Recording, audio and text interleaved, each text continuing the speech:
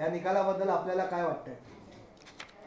तुम्ही कालपर्यंत माझ्या बाईट्स घेत होता आणि प्रत्येक वेळी मी सांगत होती की आमचा प्रचार इतका उत्तम आहे आणि लोकांचा आम्हाला खूप प्रतिसाद आहे आणि मी सांगत होती की हमखास माझा भाऊ आमदार होणार आहे. परंतु आज दुर्दैवाने निकाल जे लागले ते पाहिल्यानंतर आम्हाला शॉक बसला.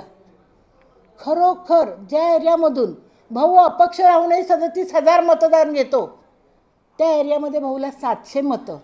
हे शक्य आहे का हो? जो एरिया लोखंडे मार्गसारखा एरिया जिथे आमचा समाज आहे, मुस्लिम समाज जास्त आहे, ज्या समाजच्या लोकांनी आम्हाला समर्थन दिलेलं आहे आणि असं सगळं असताना त्या ठिकाणी भाऊला एवढी कमी मतं आणि ज्या काथेचा मतदार संघही नाही, तो जो काथे कधी फिरकलाही नाही, तो काथे तिथून 9,000 आणि 8,000 मतांनी येतोय. हा काय प्रकार आहे? हे लोकशाहीचं जे चाललेलं आहे ना, खूण, लोकशाहीला मारक कृत्य जी चाललेली आहेत, यांना संविधानाच्या विरुद्ध कारवाया करायच्या आहेत, त्या चालू झालेल्या आहेत. आणि ज्या सरकारला संपूर्ण महाराष्ट्र वैतागला होता, लोकसभेत हे महाराष्ट्राने दाखवून दिलं, आम्ही महाविकास आघाडीला सपोर्ट करून आम्ही ते दाखवून दिलं, तेच सरकार आता सर्वत्र निवडून येते. चाललंय काय? कल्याणमध्ये माझ्या महिलेचं एवढं काम असताना त्या महिलेच्या तिथे ज्या आमदाराने गोळ्या घातल्या पोलीस स्टेशनमध्ये, त्याची बायको जी समाजात फिरकली नाही, ती बाई फर्स्टवर येते निवडून. ज्याला गोळ्या घातल्या तो महेश गायकवाड दुसरा येतोय. आणि ज्या महिलेने माझ्या आज 18 सालापासून काम केलं ती लास्ट फेकली गेली आहे. म्हणजे हे चाललंय काय? हे जे काही चाललंय, भाऊला, ज्या वंचितच्या आमदाराला, वंचितच्या उमेदवाराला लोकांना त्याचा चेहरा मोहरा ओळख आणि मलासुद्धा नावही माहीत नव्हतं, आज भाऊनं सगळे ओळखतात. भाऊ 2-3 वेळा इलेक्शनला उभा राहिलेला आहे आणि अशा व्यक्तीला एवढी कमी मतं, ही ठरवून मतं दिली गेलेली आहेत. आणि दरवेळेला हेच होतं भाऊंच्या बाबतीत, कारण सगळे भाऊला घाबरत आहेत. हे आजकालचे जे नेते आहेत ना, ते भाऊला घाबरत आहेत आणि म्हणून एकी करून भाऊच्या मागे लागलेले आहेत. त्यांना कळलेलं आहे रिपब्लिकन सगळे पक्ष आता भाऊच्या पाठीचे आहेत. निळा झेंडा फडकण्याची आमची इच्छा होती आणि फडकणारही होता, पण त्या सगळ्यांनी मिळून हा गेम केलेला आहे आणि EVM सेटिंग केलेली आहे. सगळे पुरावे माझ्याकडे आलेले आहेत. मी कधीतरी ते दाखवून देईन आणि निश्चितच मी ह्यांना दाखवून देईन की लोकशाही काय आहे आणि कशी त्या लोकशाहीचं हे केलं पाहिजे, ते ह्यांना कळलं पाहिजे.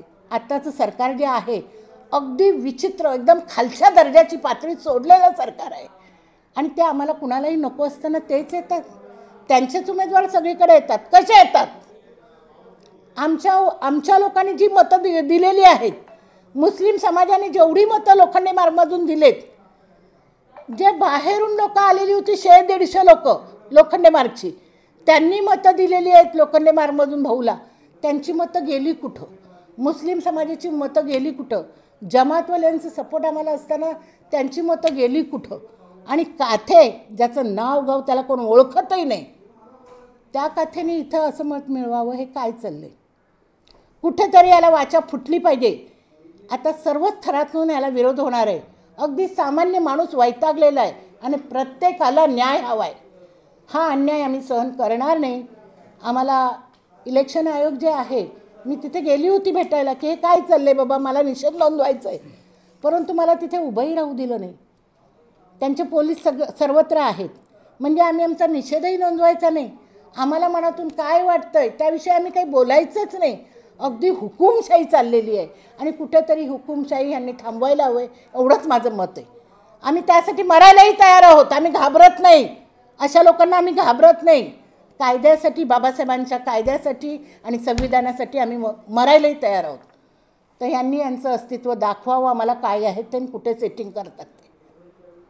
मतदाता, ऐसे में उन्हें क्या आप संदेश देना चाहेंगे? वो भी उम्मीद लगाए बैठे हैं। मतदान, जिन्होंने भी मतदान किया हुआ है, उनकी इसमें कोई भी गलती नहीं है. जो क्राउड भाऊ के साथ आहे, जे आमचं भीमाचं वादळ जे आहे ते भाऊंच्या पूर्ण पाठीशी खंबीरपणे उभा आहे, हे आम्हा सर्वांना माहिती आहे आणि हे जनतेलाही माहिती आहे, मीडियालाही माहिती आहे, सगळ्यांना ह्या गोष्टी माहिती आहेत.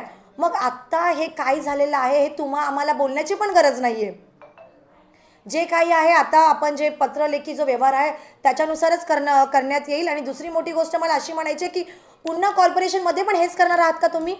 मग कॉर्पोरेशन लढायचं की नाही लढायचं तुम्ही हे सांगावं. अरे कॉर्पोरेशन लढायची गरजच काय आहे?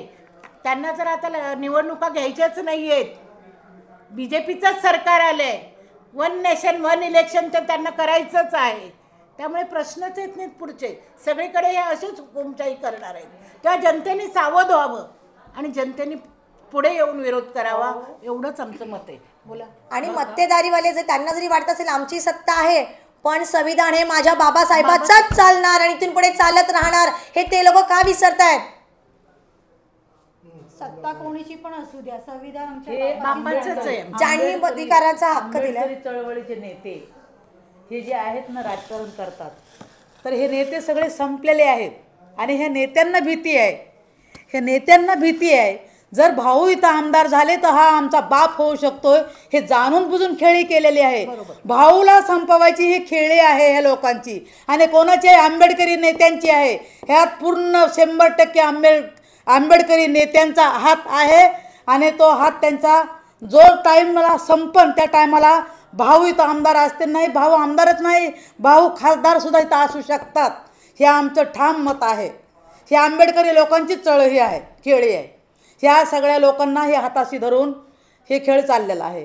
नाहीतर आम्ही जसा प्रचार करतोय, गल्ली गल्लीत जातोय आणि 10 दिवस मी गेले गल्ली गल्लीत, तर लोकांचा असा हे होता पाठिंबा आम्हाला की आम्ही 100% ताई भाऊलाच मतदान करणार आहेत आणि आम्हाला आता आमदारच्याच रूपामध्ये भाऊला बघायचं आहे, असं लोकांचा ठाम विश्वास होता. मग हे झालं कसं आणि ह्याला जबाबदार कोण? तर हे आंबेडकरी नेते संविधान बंद करणार. ज्यांनी बरं का. मतदानाचा आणि हक्क किती दिला, त्यांनी जरी केलं ना, आम्ही संविधान बदलू, संविधान हे करू, तरी हे चालणार नाही. संविधान हे बाबासाहेबाचं आहे, संविधानच राहणार.